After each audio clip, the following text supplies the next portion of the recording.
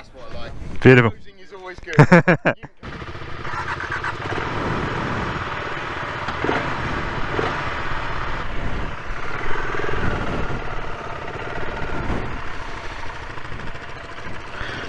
Well, wow.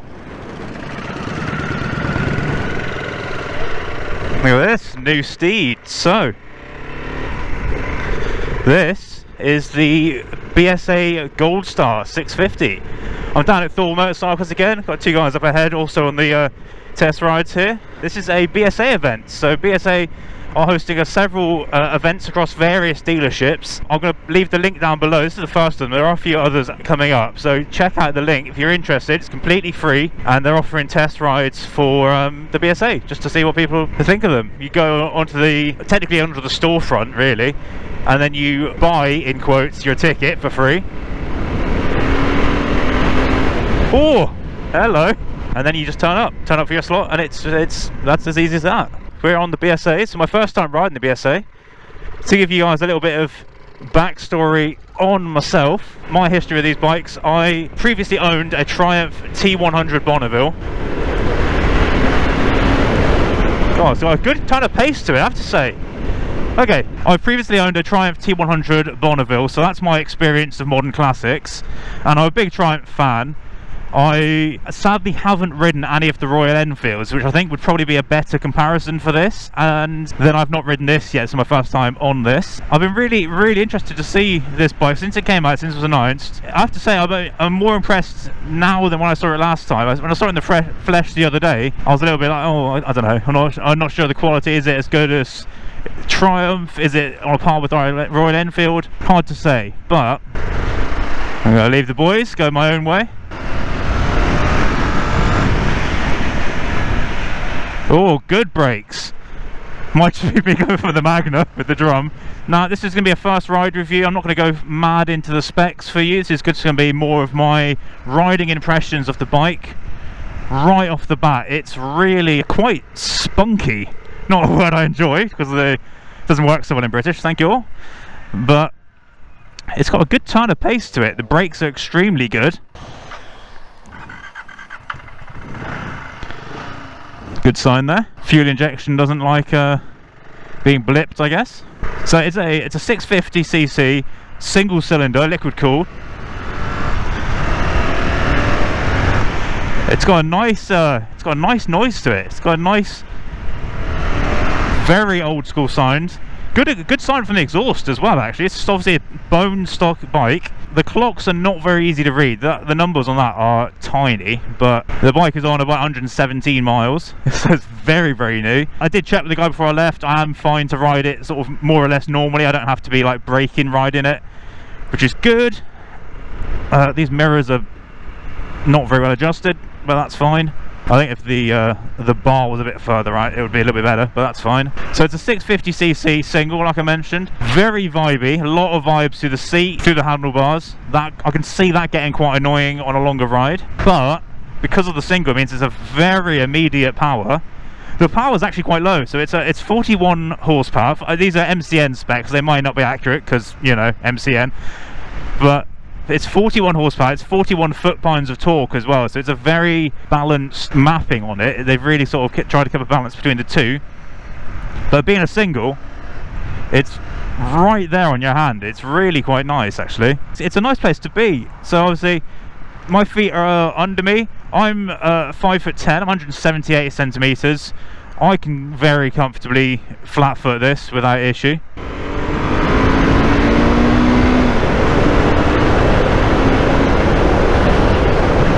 That's pretty decent. That's really quite decent. Let me close that again. That's really not bad at all. 41 horsepower, like that does not feel. I mean, I'm coming from, for those who aren't familiar with the channel, my current bike is a Honda Magna 750. It's a V4 motor. My Magna 750 is a quick bike, don't get me wrong, but it's got 87 horsepower. So you've got double the power. It does not feel double the speed, at least in acceleration. I think the lowdown with the single, that's a really enjoyable riding experience. In terms of riding position, obviously I am coming from a cruiser. It's been a little while since I've owned my Bonneville, so it feels a little small, but that's obviously just because I've got used to. If it was me, I think I would raise these bars slightly and make them slightly wider, a little bit more of a like a scramblery bar on there. The clocks are almost flat. They're leveled away from me rather than aimed up at me. I can see that's going to affect visibility in sunlight, particularly for these tiny little dials here. So on your right, you've got a fuel gauge, which is lovely to have. On your left, you've got your odometer, and there's a mode button you can swap through various different bits and pieces on there, like trip computers and stuff like that. There's no modes on this bike, as you'd expect for 41 horsepower. There actually are traction control and ABS, which when the guy said that, I thought, that's a bit silly. Why would you need traction control on a bike like this? Actually, with it being a single and with the power being quite low, it's probably quite nice to have, particularly in the wet. Riding position, like I said, I'm 178 centimeters, 5'10". I can flat foot heel down this bike very easily with bent knees. It's a very approachable bike for a lot of people, I should say. The pegs are under my butt and slightly forward, so it's still an upright position, but they are further back. They feel further back than the Bonneville was, from what I can sort of muscle memory remember of it. The fueling seems good so far. Obviously we had that stall at the roundabout, but the engine was cold. Fueling seems very nice. It's not snatchy on the throttle. If I come on and off the power, it's a very smooth transition, actually, really quite smooth. Probably smoother than the Bonneville was, actually. The Bonneville had quite a snatchy throttle lowdown. So just at that, I'm just right now, I'm sitting on that cusp of on and off the throttle, and it's really not jerking me at all. It's very, very smooth. The seat is an absolute plank. It's very, very firm. That's not a BSA thing. I think most motorcycle seats are very, very firm these days, because I think they worry that they're going to deform over time, and they sort of overcompensate by making them very, very firm. I can see that getting a little bit uncomfortable as well. The bars are definitely a little bit low. When I hit the brakes there, you do feel like you're sort of leaning forward as the bike dives, but handling's very nice. It's very agile. The bars are a nice width. Like I say, I wish they were a little bit taller, but they're a good width. It's a nice place to be. You know, I came into this a little bit, I don't know, dismissive. I kind of expected it to be like a Royal Enfield Bullet, like a very agricultural, slow, heavy. This is a heavy bike. It's a 213 kilo bike, which is the same as my Cruiser. So it's a very heavy bike. Yeah, I came into expecting it to be just this like plodding old man's bike. And no, you could have some real fun on this. Really, really could. I'm going to find a little lay-by in a minute. I'm going to pull over and give you a little walk around. The upside down dials are a bit weird. I think that would take a little bit getting used to, but actually I'm not finding that as weird as I expected it to be. Your eyes still find the numbers sort of fairly easily, and weirdly you still translate the speed, even though it's upside down and back to front. You still sort of look at the angles like a clock, and it's not so bad. I expected that to be a lot weirder than it is. You can stand up. The bars are far too low. Oh, these mirrors are in the wrong place as well. They need to be angled forward instead of directly over my hand. You can see it's quite close to my wrist. That's just a setup thing. That's not an issue with the bike. But that meant that when I tried to raise my arm there, I just hit the mirror. But yeah, the bars are far too low, so don't be expecting to like do scramblery stuff with this unless you're planning on changing the bars. Cracking little bike. Absolutely stunning. Really, really impressed. I think before this, the last single cylinder, aside from my little Honda CG, I've got a little Honda CG 125 as well. You'll have seen that recently if you watched the channel.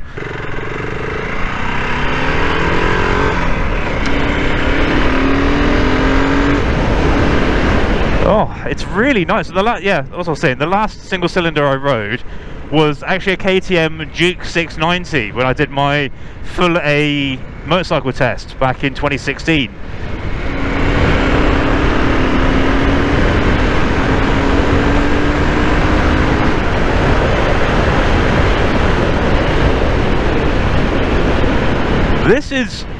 This is far closer to that than I expected it to be. It's closer to that than it is to a Bullet. I'm really genuinely impressed. Like I say, I came into this expecting to be quite dismissive of it. I don't know, like I didn't really expect much, and it's really, really impressed me. The guy said, I mean, obviously he's working for BSA, so he's obviously going to be bigging it up, but he was like, oh, if you don't come back with a smile on your face, you know, we've done something wrong. He's absolutely right. Like, this bike is really enjoyable. God, I could totally see myself owning a bike like this. And actually, the sort of riding I do, this is probably more enjoyable than the Bonneville was, really.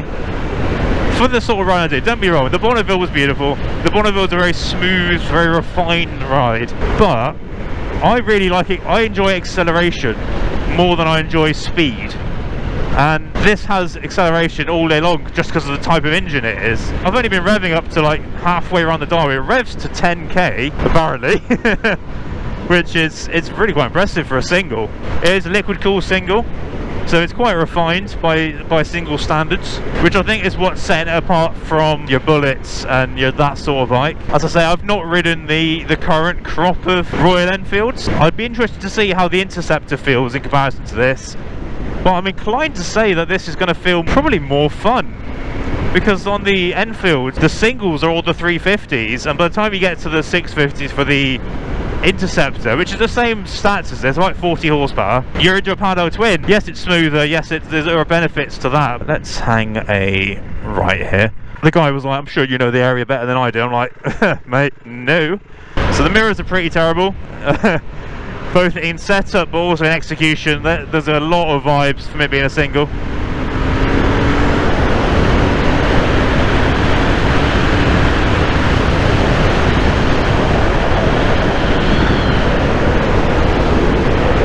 Draw that back down to 60. I mean, I'll maintain 60 BSA. Let me see what sort of revs we're doing. Oh, suspension is firm. It's not unreasonably firm. We're doing almost 60 there. The RPM is between, it's about 3,500. The dials are level. They're a little bit hard to see in the sun. They're not terrible, but you know. I'll turn that off. Lovely engine note. Stubby little chode of a side stand, but that's not too bad. On a slight incline here, more than a slight incline. Have we got a centre stand on this bad boy? No centre stand. I'll have to find out if that's an option.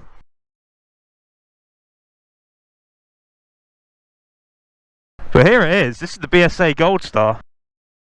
You know, when I saw it last time, I wasn't crazy impressed. Have we got a little bit of leakage there? There is moisture on the engine, I'll say that. It could be anything, but there's a little bit of moisture. It might just be from filling. They are filling from like old school jerry cans. Yeah, so when I saw it the last time, I thought it looked a little bit of a lower quality slightly than, say, the Triumph, and I still do. I mean, this casing, they've emulated their older models, but the finish along, like, all of this feels lower quality. It looks cheap.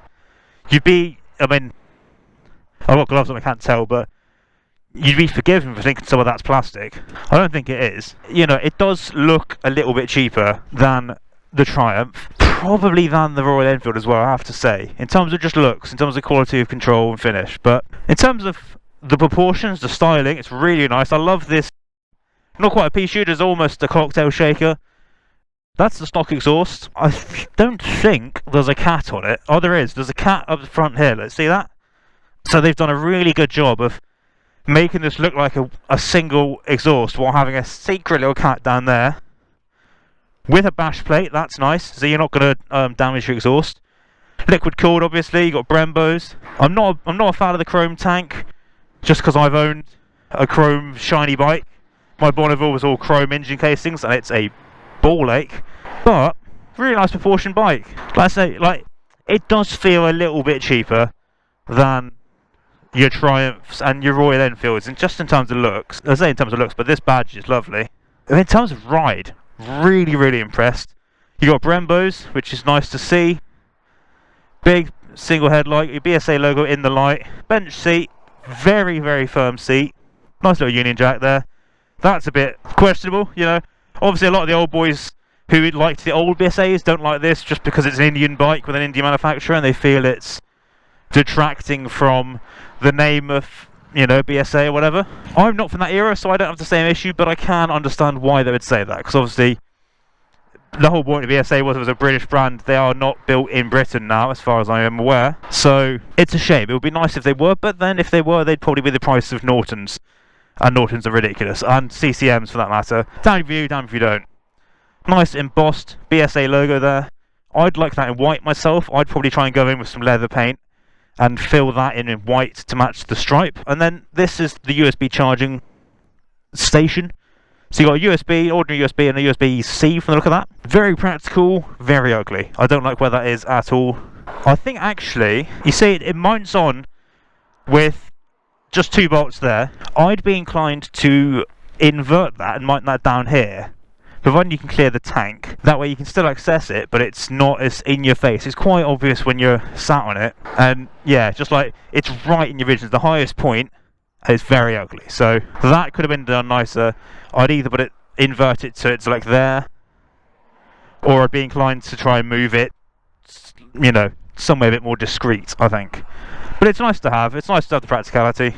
Yeah, so you see I'm sat on it, like I say. I've got a good degree of bend in my knees if I stand up.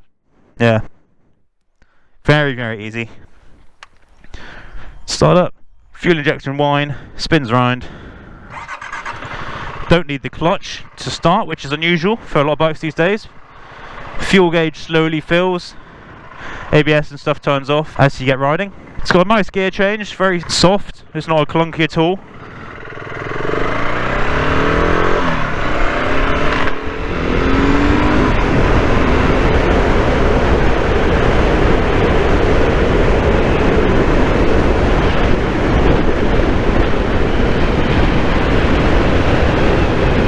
It's really got a good pickup, even at, you know, I'm doing like 50 odd there, and it still just picks up and goes quite easily. You can get it down, it really can, it can chug if you need it to, but it doesn't have to. It actually feels happiest to bite here, like sort of 3, 4, 5,000 RPM, which is the bike where the Bonneville sat most of the time. Now, I have to say, one of the reasons I got rid of the Bonneville was that it was too slow. I used to ride the Bonneville, and the cruising speed of the Bonneville, even after I changed the sprocket, felt about 55. You know, even at 60 on roads like this, I find myself reaching for a gear that wasn't there. It only had 5-speed, my Bonneville. It was a 2011 Bonneville T100, so that means it was the 865cc fuel-injected, air-cooled motor. Okay, so it's quite a nice place to be in terms of like performance versus simplicity and sort of classic vibes. Bear that in mind for comparisons, but yeah, one of the reasons I got rid of it was I always felt like I was reaching, like it wasn't working hard. It wasn't actually working, but the perception was that it was working. I say good brakes. Those Brembos are extremely good. Nice range of power. I haven't had to shift up or down there. The bike has enough grunt to go up again from the lower revs, which is nice. But it's not out of breath at the top speeds either, like I say. I expected it. I expected the low end grunt because it's a single, obviously, but I expected it to be just out of puff immediately. And it's really not. If I had longer, I would try and take it on some dual carriageway. I actually imagine it would be quite good, weirdly. Because again, I'm cruising along at quite low RPMs. It's just fine with it. It's absolutely fine with it. So yeah, let's do some headlines. What are my dislikes? So let's get those out of the way.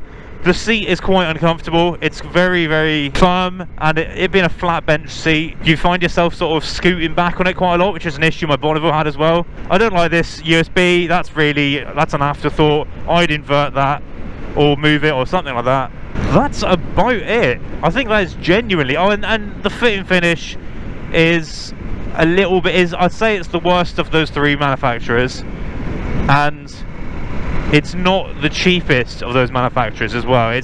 They've all crept up. I believe this is about the same price as the Intercept 650, so you know, make of that what you will.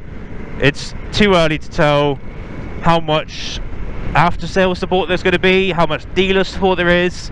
If you're familiar with Royal Enfield, you know that's a real minefield with Royal Enfield. There are a lot of dealers that are really, really bad, and there are a lot that are really, really good, and you really have to do your research to know whether the one that's local to you is going to be good in terms of like honouring you with warranty claims and supporting you with servicing, and you know, all the stuff that is important when you're buying a brand new bike with a warranty and with all of this, you know. Just by dint of BSA being a quote-unquote new brand in its current guise, it's going to take them time to get the ball rolling with that sort of stuff. So in terms of dislikes, that is it. Like genuinely, that is it. And that's only really 3 options, and they're quite like none of those would stop me buying the bike, apart from maybe the dealership, but that's some research you'll have to do on your own. In terms of positives, the engine is fantastic. It's revvy, it's keen, it's eager. It's got good grunt. The performance isn't crazy, but the perception of the performance makes it feel a lot more powerful than it actually is on paper because of how the power is delivered. So he's done a really nice job with that. It is vibey. You could tick that under dislikes, I guess, because I know the vibration, it's gonna make your hands ache, it's gonna make your butt ache. Like, that's, if you're riding sort of like 3, 4, 5 hour days doing longer trips, you're gonna know about it. But at the same time, when you're down at sort of 3,000 RPM, like, it's not, this isn't crazy vibration, so don't let that put you off at all. The gear change is nice, it's soft, it can be a little bit snicky sometimes, but I think a lot of that is a skill issue for me not being so familiar with single cylinders, and I think that's something that if I owned the bike I would get a lot better at. Right, let's have it.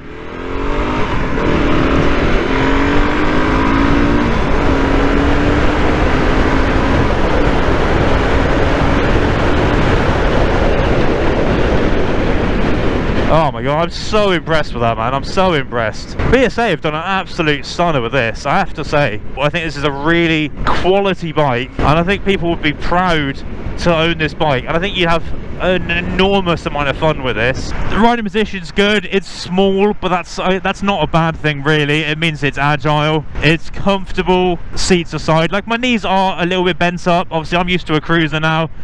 That's something I would get used to. It is a small bike, it's a lot smaller than my Bonneville. I haven't sat on enough Interceptors to know how it compares to them, but it definitely feels smaller than my Bonneville. And Bonneville's actually quite a big bike. Right, I think I'm in top there.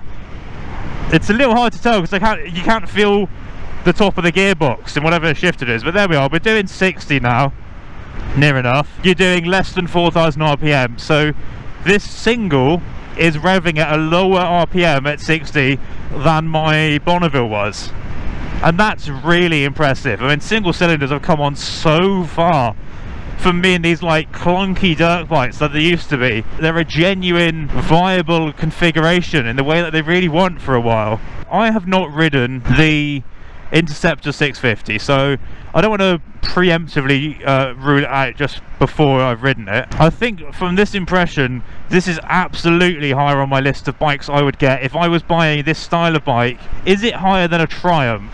That's the hard one for me. Well, you know what, the fact I'm having to think about that, genuinely think about that, what a glowing recommendation for this bike. Okay, that's me in top there. You're talking about 4,500 to be doing 70. That's not bad at all. See, even there, I was in too high a gear for that corner, and it just handled it. It looks great, I love the colour scheme, you know, lovely balance. It's good, it's a good bike. Oh, it sounds good through a tunnel. And another thing, like I say, this is not a specs thing, but when I looked at MCM, they said it gets 70 miles per gallon. 70 miles per gallon on a single. Outrageous. By comparison, my Bonneville, with me riding, generally got about 50-55 miles per gallon. My Magna gets about 45 miles per gallon. As a result, you could really feasibly ride this as a commuter, as a, like, you could use this every day. It's got a good range. The range is about, oh, I think they said 176, something like that. I apologise, I'm not a spec sheet kind of guy. Yeah, what more do you want, really? But I'll leave you guys here. The BSA Goldstar 650, a bike that I will hold my hand up and say I discredited this bike before I rode it. I came into this with quite a negative headspace, quite low expectations, and it has thoroughly impressed me. That's a hard thing to do, and it's done it. Right, let's do a little chug test. We're on a hill here. Let's go up. Second, that's about third. What are you going to make of this? It does it. It complains a little bit, but it did it. Wonderful, wonderful. Okay, I'm gonna sign off here. Thank you very much for watching. If you can get onto the test rides for these, 100% recommend it. Like I said, I'm going to leave the link down below. Check them out, see if there's one in your area. If there is, it's completely free. They've got test ride slots all day long. You just book the slot you want and turn up. Really easy. This bike will surprise you. This bike will impress you. This bike will make you consider what you expected of a bike this style. Okay, thank you for watching. Ride safe. I'll catch you in the next video. Peace.